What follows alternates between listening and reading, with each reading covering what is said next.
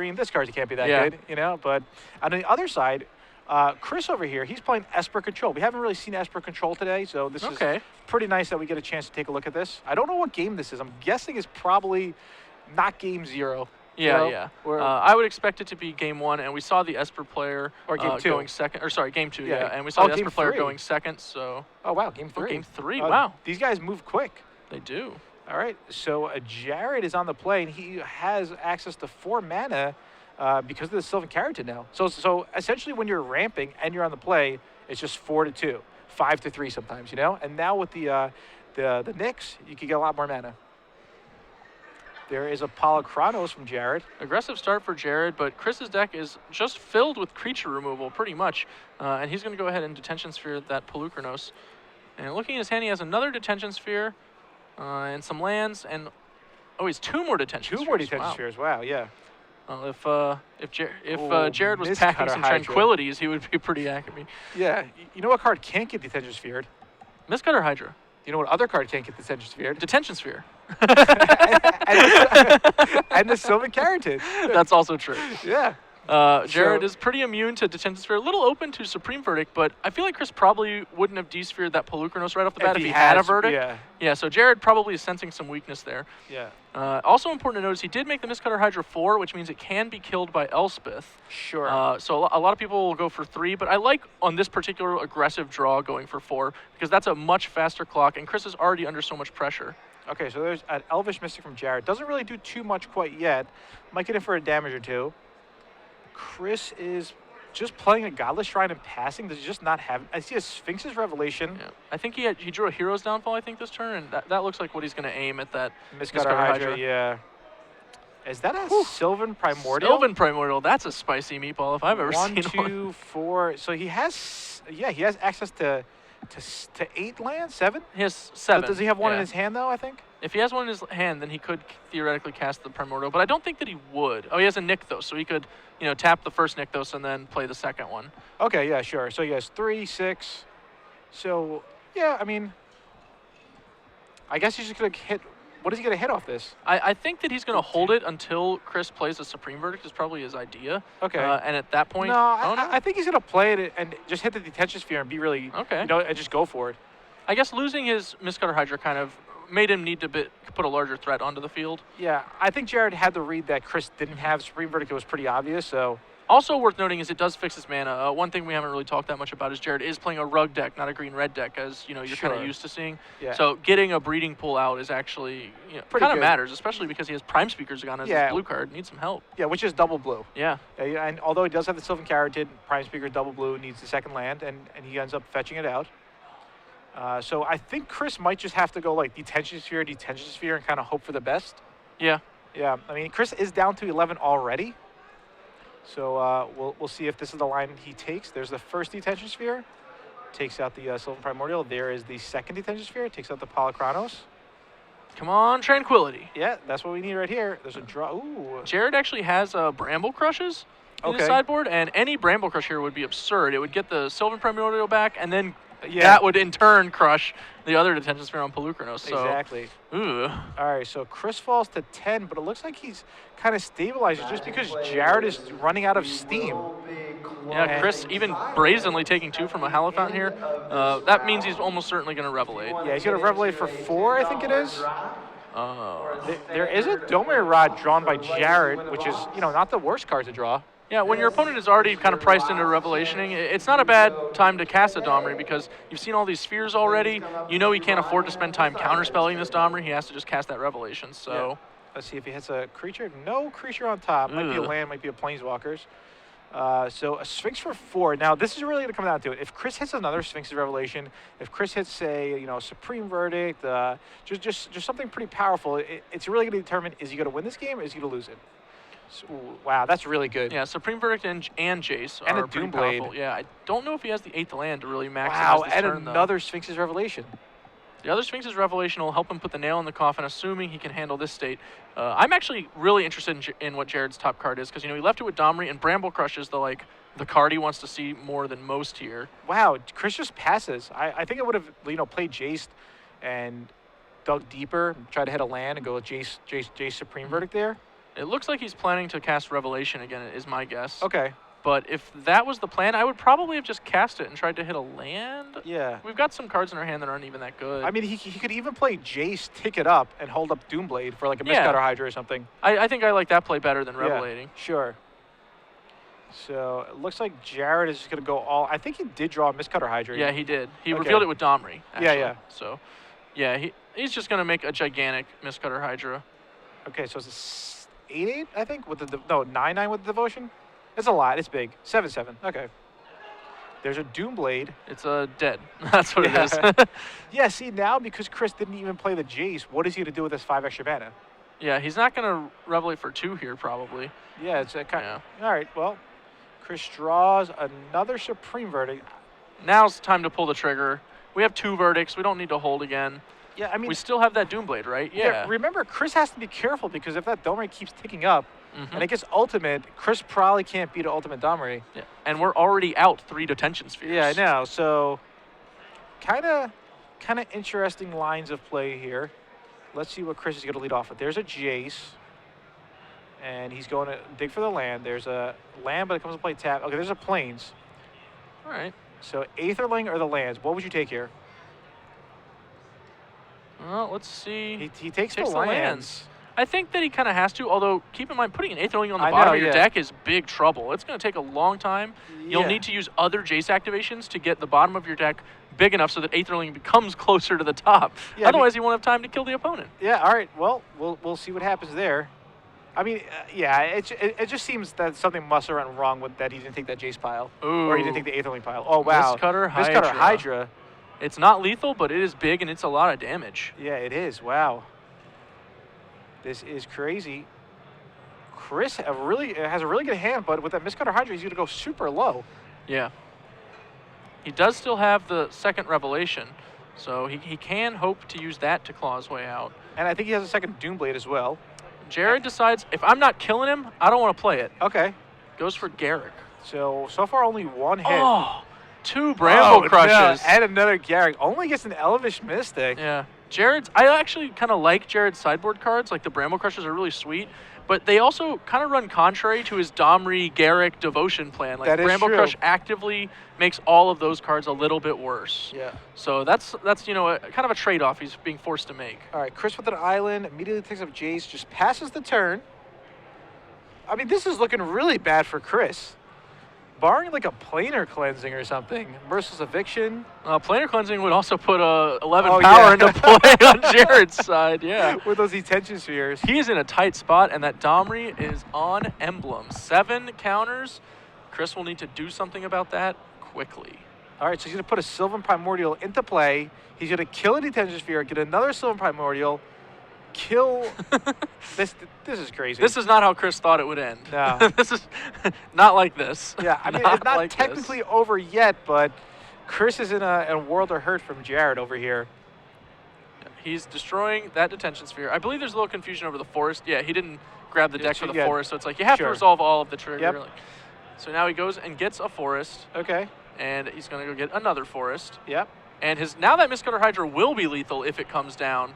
So Kris is in a spot. He's going to Revelation here, and then he's going to untap and Verdict, but he still has to deal with that Domri. Yeah, so if he doesn't draw, Garrick too. Yeah, if he doesn't draw the 4th Detention Sphere off of this Revelation, then the Domri emblem plus the Mistcutter Hydra will just outright kill him. Yeah, exactly. And now all those cards that went to the bottom from Garrick are now shuffled in between the Bramble Crushes and whatnot. All right, so what's going to happen now? I'm excited to see. So far, this has been 2 pretty cool matches, I have to say, Glenn. Yeah, this is How much really mana does he have with this? What does he have, 9 mana or something? Certainly got a lot. 10. 1, 2, 3, 4, 5, 6, 7, 8, 9. Yeah, 10. Yeah. He has a lot of mana. Oh, wow, he's playing the Hydra now? Okay. I don't like this. Now, this is like the only way our Hydra gets Doombladed. Yeah. Unless, do we have another Hydra? No, we don't have another Hydra in hand. Okay. It's a Burning Tree Emissary and a Void Emissary. Yeah, I would have held the Hydra till next turn. Once we emblem the Domri, the Hydra is stone unbeatable on our turn. Yeah. And I mean, he knows that 3 Detention Spheres are gone. Yeah, the 3 Detention Spheres are gone. The only answers that Kris could possibly have is a 4th Detention Sphere, yeah, or a Pithing Needle, which he hasn't. I know that he hasn't seen one because there isn't one in Chris's deck. Yeah, I mean, he's completely dead to the Miscutter Hydra, right? He can just Miscutter Hydra for 6 and it has double strike. Yeah, and hexproof. And hexproof. And trample. And haste. All right, Hero's Downfall. Oh, the Hero's Downfall. He does have the Hero's Downfalls now. We've only burned 2 of those. Yeah. Or, no, we've only burned 1, but there are only 2 in the deck. All right. So, I still like holding that Miscutter Hydra, though. Yeah, I like holding the Miscutter Hydra as well. Yeah. All right, there's a Hero's Downfall on Domi Rod. That was the last Hero's Downfall in Chris's deck. There's he no longer Supreme has Verdict. And I believe that Jared's going to have to get a bit lucky with the Garrick. Fortunately, that's exactly what Garrick was built for. Yeah, it really has been. Has been in the past. And is that a second Garrick? That's another Garrick. The second Garrick is usually a little worse than the first. All right. There is, oh wow, an Aetherling. All this right. deck is spicy. Yeah. So and he does have 3 blue. Yeah, he has 3 blue sources, which is the number he needs. And he has a shrine to make more blue. Yeah, he probably wants to go ahead and deploy that. We know through the benefit of seeing Chris's hand that he actually has a Thoughtseize. So if he doesn't play the Aetherling, he's not going to get the opportunity. I think he's going to go Burning Tree. Nykthos into Aetherling. And is he ever going to play a second Garrick here, or is that just too greedy? I think that the second Garrick is probably too greedy, but okay. I'm trying to. I think we maybe could have done that slightly more efficiently, but it's all the same, really. Yeah. We only have 1 blue mana. It doesn't. Nothing else really matters. Sure. I mean, Kris has a grip full of cards. I don't think anything's going to really get him out of this. There's a Supreme Verdict. Doesn't really stop the Aetherling. I think he has another Sphinx's Revelation. I think he has 2 more. Yeah. Each one of those basically trades with a little bit more than an Aetherling attack, and you still can't actually solve the card. Sure. Another Voyaging Satyr. I would like to see a Garrick activation here. Yeah. All right, so top 5, miss, hit, hit. That's a hit. Yeah. All right, so that's going to draw him a lot of, that could draw him 9 cards, right? It could. Does Depending he have on enough exactly mana for it? how big he wants to get in there. So he has the mana. Keep in mind he can't just like cast the new Garrick and use its oh wow, tooth and nails. Tooth and nail type ability. Or show and tell or dramatic entrance. That's the okay. one. But I don't even know if he wants to necessarily do that here. Yeah, I mean, I think Jared has to be worried. Maybe he'll just deck himself. You know, he's going through a lot of cards in his deck. He does have an Aetherling in play. That's going to make it a lot trickier to wind up in that boat. Sure. He attacks. Doesn't have to make it unblockable because Kris is not in a blocking mood with no creatures. So I think he's trying to make it a 7/2. That's what it looks like. And essentially that's going to be like a 6/2 because of the Jace. Yeah, he wants to go ahead and make sure that Kris is in range on the next turn. Okay. Just put him in the mode where he's forced to play a removal spell every turn until he dies. So there's a Sphinx's Revelation for 7? For 8? 8.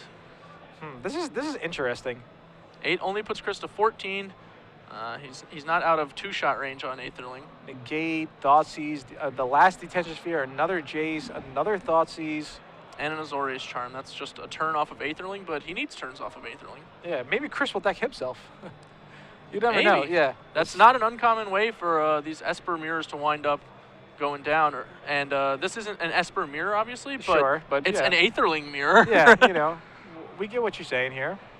So Kris will start off by playing a land of some sort. He has a lot of cards in his hand. What does he have, like 14 cards? Yeah, he'll be entering the cleanup step this turn, I think. Okay, there's a Detention Sphere. He's probably going to go after Garrick, but Jared just has another one in hand. Right, and Kris even knows that, doesn't he? Or does he not? No, I don't think he knows. He doesn't know. He doesn't know.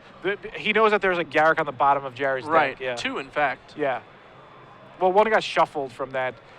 Oh, right, yeah. the Primordial Shuffle. So that's actually a really good interaction. Yeah, it really is, yeah. Okay, so he's going to Thoughtseize him. So now he's going to probably take the Garrick here. I'm pretty sure Kris just said, take the Garrick, obviously. Yep, there goes the Garrick, hits the bin. Another Thoughtseize, take the Prime Speaker. This time he didn't say obviously, but... now, he still has to beat an Aetherling, which... I mean, how do you beat an Aetherling? Yeah, if you've ever played Esper Control, once it's in play, it's notoriously difficult. You can do it. You basically just have to fog it every turn until you kill them with something else, usually your own Aetherling. Yeah. And that's where Kris does have an advantage because Jared's deck is not equipped to fog Aetherling. So if Kris can stick his own, and then they start attacking each other, Kris will actually be able to win that fight, and I don't even think it'll be that hard. Sure. Okay, so there's Jace. He's going to immediately take it up to 5. Playing a Temple, and... That's another Jace, I think. Sends it to the bottom. We also know that Kris put an Aetherling on the bottom of his deck, so he only has one that's, like, within drawing distance. Yeah, I know. Yeah, I think maybe he should have kept that Aetherling. Instead, he just took a land. He took 2 lands. He took 2 lands. He did need lands at the time. But still. I've seen that tight spot come up a number of times on the Open Series, and it's tough because the Esper deck just doesn't have a way to shuffle. Yeah. Yeah, I mean, and the Aetherling's so good. Like, the Aetherling would have done a lot of work here. It might have just actually killed Jared by now, to be honest. It maybe could have. It's hard to say what the ramification of not having the lands would have been. Yeah, sure. Like, his Revelations would probably have been for a little bit less. He probably couldn't have maybe... He wouldn't have been able to play all these Thoughtseizes because he'd have to go to, like, 8 or whatever. Yeah. Okay, so Jared will get some mana here. There's a Bramble Crush. Looks like he's trying to get that Garrick back. That's probably going to work out for him.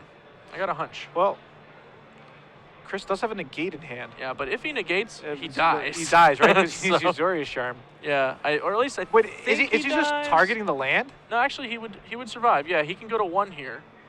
He goes, it'll be 7. Yeah, he would go to exactly 1. And he did know all of Jared's hands, so he knows that he's safe from actual death. Sure. So Jared's tapping some more mana here.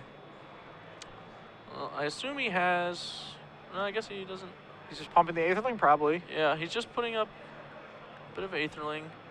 All right, so he's going to take out Jason and bring Kris to 8 life, I believe, from the Burning Tree emissaries.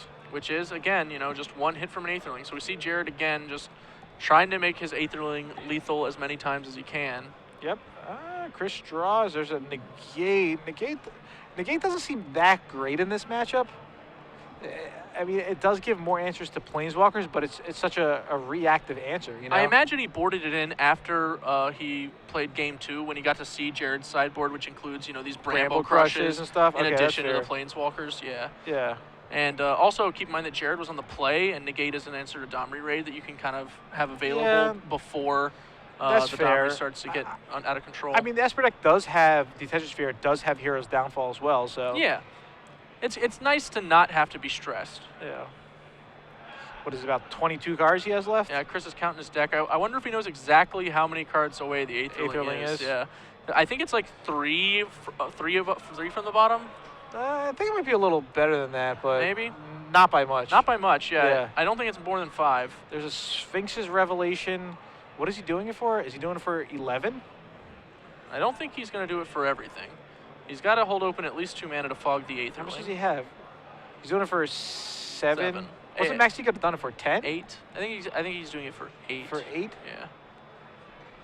So he could have done it for 10 if you wanted to. 1, 2, 3, 4, 5, 6, 7. That's a pack rat. Yeah, he has 1 pack rat in his sideboard, and he brought it in. Okay, so he can just play pack rat and unload a bunch of rats. Yeah, he has enough cards in hand to certainly do that. He has a ton of lands in play. Could that win in the game? I don't think so. Mostly, I mean, it could lethal the opponent, but what's going to win in the game is fogging the Aetherling over and over. He just really needs to do that. Yeah. I think Kris's spot is not that bad here. I think Jared came very close a couple of times to winning the game. I think maybe it came down to that Mistcutter Hydra play. Yeah. Like in hindsight... He wouldn't have gotten a double striking Hydra that turn, to be fair. I think Kris would have had to tapped out for, the Hero's Downfall and everything that he took care of. I think it would have spread the pressure. Like, Kris had already left mana open that turn. By holding the Hydra, you can kind of you can negate that mana, right? Because he wouldn't get to spend it. He would have to Verdict on the next turn anyway. And then you're kind of making him a little less mana efficient, and maybe that lets you create a choke point where you actually get to attack. All right, so starting to separate his lands. Looks like he's trying to put him into maybe pack rat piles. I'm not too sure what he's doing. Maybe he's just adjusting it. Yeah, he does have an Aetherling, so making sure he has blue and doesn't tap out of, doesn't leave a bunch of white mana open for no reason is kind of important. All right, so there's 6. Probably, you're right here, probably going to be an Aetherling. There it is. Is there going to be another follow-up? Is it going to be pack rat? It is a pack rat. So then he's going to have 6 mana left. So enough to make one from the pack rat and have dissolve open? Yeah, he's going to go ahead and make a pack rat now because he was going to enter the cleanup step anyway. Okay. And I don't think he can afford to dissolve. Well, maybe he can afford to dissolve a spell here since he can't be lethal by the Aetherling. Yeah, I mean, if it's something good, he's going to have to dissolve it. Ideally, he would want to leave open, you know, mana for pack rat or mana for Aetherling. Yeah. But if he has to dissolve, he's going to dissolve. Yeah, this game is like surprisingly took really long because it was back and forth, and now I think it's the first time that I think Kris is in like really good control. Yeah, it was a good fight, and Kris is getting to that point where he can just fog Jared's Aetherling while attacking through with his own for lethal. Or just attack with the pack rats. Yeah, I mean, the pack rats will get out of control in short order, too. Are those pack rats going to be like 6/6s? Pretty soon, right? Yeah, they can definitely get up there really fast. 3/3, and then 4/4, 5/5, 6/6, 7/7s next turn. And you know, the Mistcutter Hydra is not going to get through to a pack rat. No, it cannot. Unless Kris makes a mistake, which it doesn't seem like he's keen to at this point, he will not be able to get through with Mistcutter Hydra anymore. That might even be one of the reasons Kris brought in that Singleton pack rat. Okay. What other fog cards does Kris have in his hand for the Aetherling? I believe I saw an Azorius Charm. Okay. I don't know how many others he might have. Sure. I know he has a Divination, which could like help him dig a bit deeper if he needs to. And he can take one hit. He can go to 3. Yeah, he could. So I think that's what's going to happen here, maybe? So I see a negate. I see a Supreme Verdict. Are you sure there's an Azorius Charm in there? Maybe he burned the Azorius Charm last turn. Well, he did use one Azorius Charm. Yeah, I thought he might have had 2, but okay. I could be wrong there. So yeah, it looks like he just has counter spells and divination. Yeah, like Jace. So he's gonna discard that Thoughtseize to make another pack rat. Yeah, he can't attack for lethal here. Not this turn. Next turn, Kris could though. Yep.